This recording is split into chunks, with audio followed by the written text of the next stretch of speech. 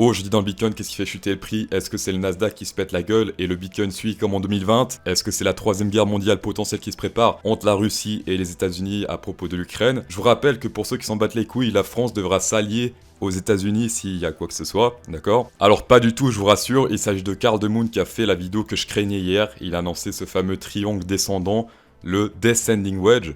Alors, il a changé la miniature depuis, et le titre aussi, j'ai fait un petit screen heureusement hier soir de sa miniature. Admirez ce tableau et ce visage inspiré du grand Edvard Munch. Pour ceux qui connaissent pas Edvard Munch, voilà, c'est Edvard Munch le grand tout simplement. Là sur la miniature, il s'est pris en photo, sûrement en train de crier Ethereum, avant Freemax, un truc du genre. Et le titre de sa vidéo c'était quoi? C'est I just found a bullet Bitcoin Peter. Et ça change depuis puisqu'il a changé le titre de la vidéo. C'est bien la même vidéo, regardez, 32 minutes 45, 32 minutes 45. Et là il a mis Bitcoin is in a falling wedge. Et il monte sa Rolex ou un truc du genre. Carl de Moon a même fait un live hier où il a buy ce breakout ici. Vous voyez ce petit breakout, hier il a fait un breakout, le prix. Et il n'a pas attendu la clôture. Toujours attendre la clôture des bougies daily pour prendre ses décisions. Je trouve ça quand même assez choquant d'un trader professionnel qui n'attend pas la clôture pour lancer son long. Carl de Moon, j'attends tes explications. Ethereum price, because look at this. This is Ethereum. On va commencer par le Summonly, le gros support ici dont je vous parle depuis pas mal de temps maintenant, est en train de se faire sélectionner par la nature ici. Alors attention, ce qui compte c'est la clôture, la tige ne compte pas, d'accord? Donc si on clôture dans cette zone, eh bien le support tient théoriquement. Et si on clôture ainsi, donc comme ça, eh bien plus de support jusqu'à environ 32 000. Ça peut faire très mal. Et on n'oublie pas ce bear flag potentiel dont je vous parle depuis très longtemps. Ici, voilà. Donc ici c'est le petit bear flag et la target de ce bear flag. S'il se réalise, attention, voilà, vers les 23 000, 24 000 dans cette zone-là, ça peut faire très mal. Mais en attendant, on a encore ce support-là, on a ce support aussi à péter pour atteindre ces targets. Comme d'hab, c'est le seul indicateur qui indique cette target-là. D'accord, il n'y a pas d'autre indicateur qui dit attention, on va à cette target. Comme d'hab, on combine les indicateurs pour lancer une target. Là, il y en a juste une seule, donc pas ultra fiable, mais possible. En daily, on a pété support diagonal ici central à la baisse. Ça signifie quoi? Target ici, ou plutôt support vers les 36 000, 37 000, d'accord? Plus on avance dans les jours, plus c'est bas. Par exemple, demain, ça sera vers les 36 300. Niveau RSI, on se fait rejeter une fois plus par la résistance diagonale. Une fois qu'on pète ça à la hausse, on peut s'attendre à un gros move. Par contre, là, le problème, c'est que, pour l'instant, en tout cas, divergence boule annulée. Hier, il y avait encore une potentielle. Là, ça descend. Et là, ça descend aussi, malheureusement. Et ça, c'est pas très bon, en tout cas pour les traders de divergence. Est-ce que sur la chaîne CryptoSauce, on a acheté hier? Non, parce que pas de clôture ici à la hausse, pas de cassure au niveau du RSI, en tout cas la clôture, et pas de divergence ici, pas de boule verte sur le VMC. Donc là, c'était facile, là, c'était uniquement les débutants qui se sont fait piéger. Ça arrive des fois qu'on se piéger avec des divergences boules, par exemple ici, en daily, d'accord, divergence boule ici, et puis après, sélection naturelle à la baisse. Mais ici, en tout cas, pas de piège, puisque clôture rouge, pas de divergence, et on n'achète pas, tout simplement. Alors, autre chose que je viens de remarquer, potentiel divergence boule encore sur le VMC. Donc le VMC peut rattraper le RSI, ça marche également avec le VMC. Ici, ça descend, là, ça monte légèrement. Après, ça peut s'annuler si ici, ça descend plus bas, et que là, ça descend aussi plus bas. Sinon, la chose un peu boule, c'est qu'aujourd'hui, Max Pain Price 43 000. Donc c'était aujourd'hui à 1h du matin. On était vers les 40 000, donc c'était ici la clôture, 40 680. On était environ à 2000 de différence, donc c'est plutôt proche, d'accord? Ceux qui visent, je sais pas, comme j'ai dit, 50 000 ou 35 000, en tout cas hier soir, se sont trempés de pas mal de marge. Voilà, par contre, ceux qui misent vers le Max Pain, par exemple, voilà, 43 000, non, c'est même plus bas, ici, vers les 43 000, voilà, font moins de pertes, sans plus dans le juste que ceux qui misent des trucs totalement à l'opposé du Max Pain. La chose plutôt positive, c'est que vendredi prochain, le Max Pain est à 45 000.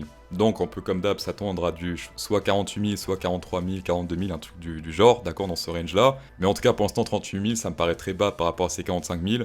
Ce qu'il faut savoir, c'est que il y a encore 2 jours, le Max Pain Price ici était à 46 000, donc ça baissait de 1000. Mais c'est pas incroyable non plus, il peut baisser à 44, 43, pour quand même pouvoir remonter au moins à 40 000 d'ici la semaine prochaine.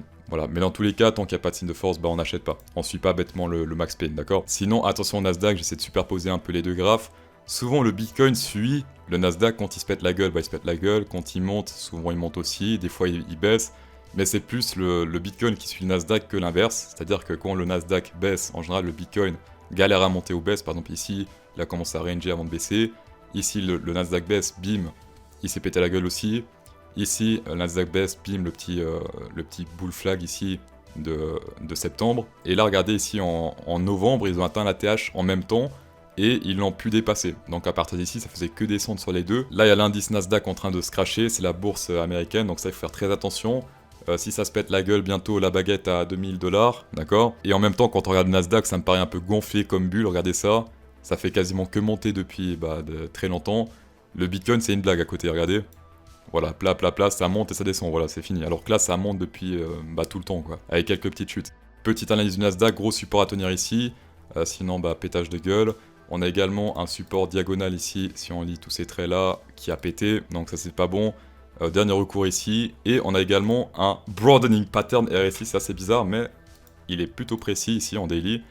Donc ici pas mal de supports ici en diagonale, et également en ascendant ici. Est-ce que ça marche aussi en ascendant? Lui il est moins précis, je suis moins convaincu. Voilà, mais dans tous les cas, si ici on clôture sous ce niveau, ce qui est possible, des fois ça clôture sous ce niveau, d'accord, sous le... Alors je passe un exemple dans le passé, voilà, ici par exemple, ça peut craindre beaucoup. On peut faire une très grosse chute en très peu de temps, et ça pourrait ressembler à un truc du genre crash quit comme ici. Voilà, donc ici en gros, premier support sélectionné par la nature, deuxième support ici, et ces deux peut-être sont combinés. Il peut encore descendre un peu pour atteindre ce support, et s'il le pète à la baisse, c'est naturel. Comme d'hab pour ceux qui disent Bitcoin valeur refuge, Nasdaq se pète la gueule, et le Bitcoin, voilà, d'accord. Sinon, comme dit hier également, le Choppiness Index était chargé pour un gros move. On était très haut ici, enfin très haut. Il y avait des zones où on était un peu plus haut, mais ça suffit pour faire des gros moves, comme par exemple ici. On était plus ou moins à la même hauteur. On a fait un très gros move à la baisse. Et ici, chargé. Et là, il commence à se décharger. C'est-à-dire que là, théoriquement, il a trouvé le sens de la tendance. Et ça peut descendre encore pas mal. Voilà, ça peut se décharger encore pas mal. Voilà, ça serait un peu un paradoxe à cause du max pain. Après, ça correspondrait, si on pète en semaine ici, on peut faire un très gros move à la baisse. D'accord, donc là vraiment si on pète ça, autour des 31 000, assez facilement, d'accord.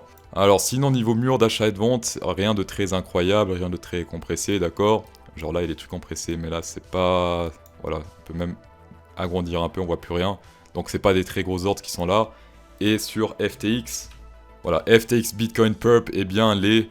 whales se sont fait pour l'instant sélectionner par la nature ici, d'accord. Là c'était vraiment la sélection par le Nasdaq et par Carl de Moon aussi. Et qu'est-ce qu'il y a encore? Les 33 000, il y a des gros ordres ici, donc ce serait la target. Quelle target déjà? La target weekly, d'accord, le prochain support weekly, dans cette zone-là, et sinon, plus grand-chose plus bas. Comme d'hab, cryptosauce.fr pour le cours CryptoSauce, plus de 5 heures de vidéo, plein d'informations, ça je vous bombarde d'informations, voilà. 101$, soit environ 89 €. J'ai également ajouté une page FAQ sur le site, donc si vous avez la moindre question, allez voir ici avant de poser la question sur la page contact. On économisera tous du temps. Cours CryptoSauce, tapez dedans. On va passer over on Ethereum Phemex. Alors là, ce qui se passe, c'est assez incroyable. Ah ouais, là c'est sélection naturelle pure. Alors, si on optimise tout ça, on peut se dire que oui, on pourra acheter effectivement du Ethereum à moins cher. Et également qu'on n'a pas pris le trade parce que ça n'a pas pété au-dessus de cette résistance. Et qu'il n'y avait pas de divergence bull confirmée avec le VMC, d'accord. Nous, on n'a pas longue avec cette mèche d'hier. C'est pour ça qu'on attend toujours la clôture et les bulls sur le VMC, Cypher B. Très bizarre sur le Ethereum, on est toujours sur une divergence bull potentielle. Contrairement au Bitcoin, voilà, là c'est tout droit, là ça descend, d'accord. Voilà, donc on attend que ça pète au moins cette résistance ici dans le turfu pour espérer un petit retournement. Au moins un petit retournement, mais là pour l'instant, c'est pas gagné. Il y avait également une petite divergence bear ici sur le Ethereum, très petite. Alors moi j'aime pas trop trader ça, mais il y en avait une ici, ceux qui ont tradé ça GG. Voilà, ici ça descend, là ça monte, boule rouge, bim, on se pète la gueule. On est pile poil si on prend le bottom et le top, donc la TH, sur la zone du hasard ici. 0,666, alors souvent ce qui arrive c'est que bim on se fait rejeter ici. Alors là j'ai plutôt attendre un signe de force, pourquoi? Parce que le Bitcoin il me semble qu'il a déjà pété ce chiffre du hasard, si on dézoome un peu. Voilà, regardez ça, si on prend le bottom ici et le top, eh bien le hasard ça fait longtemps qu'il est pété. Et donc plus grand chose ici, d'accord, plus grand chose jusqu'à dans ce range ici. C'est pour ça que j'ai pas long sur ce chiffre du hasard sur le Ethereum, puisque Bitcoin, Ethereum souvent corrélé, si le Bitcoin chute, Ethereum chute, et inversement. Oula, ça c'était vicieux, regardez ça. Le petit bat bull hier, d'accord.